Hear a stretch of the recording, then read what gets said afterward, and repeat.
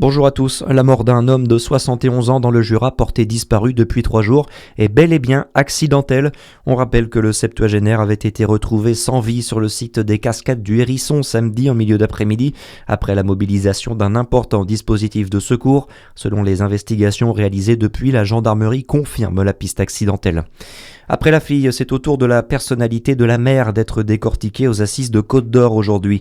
4e jour de procès pour les 2 femmes, une mère et sa fille, mises en cause dans une affaire d'infanticide et de tentative d'infanticide. En 2020, à Longwy, les 2 filles jumelles prématurées ont été retrouvées enveloppées dans des vêtements à l'intérieur d'un sac de course. L'un des 2 nouveau-nés n'a pas survécu. Le procès des 2 accusés se tient depuis lundi. Toujours au volet judiciaire, à Dijon, 4 hommes ont été interpellés mardi, soupçonnés d'être impliqués dans la violente agression d'un étudiant de 20 ans dans la nuit du 7 au 8 février dernier, quartier République. L'un des 4 suspects soupçonnés d'être l'unique auteur des coups a été présenté hier au parquet de Dijon. Il a été placé sous contrôle judiciaire en attendant son procès en avril. La piste de l'agression homophobe qui a d'abord été étudiée a finalement été écartée par les enquêteurs. Dans le reste de l'actualité, le policier qui a tiré sur Naël, renvoyé devant la cour criminelle pour violence volontaire ayant entraîné la mort sans intention de la donner. La cour d'appel de Versailles a tranché ce matin. Elle n'a pas suivi les réquisitions du parquet de Nanterre qui demandait un renvoi devant les assises pour meurtre. Le fonctionnaire avait fait appel de cette décision.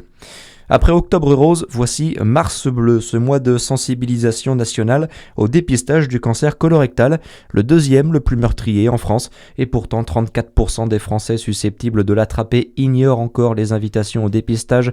Alors pour sensibiliser le public, la Ligue contre le cancer lance sa campagne Va chier, un nom percutant qui cache une réalité médicale plus préoccupante.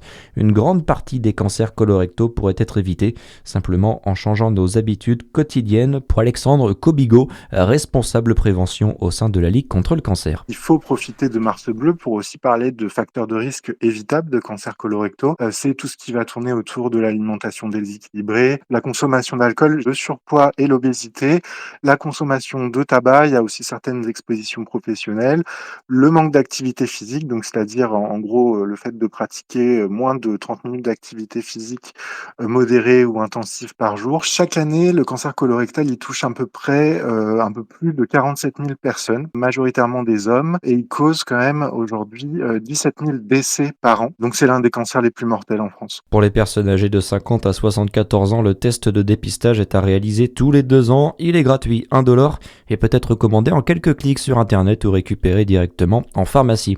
Et puis le retour de la Coupe du Monde de biathlon, aujourd'hui, nouvelle manche en Finlande.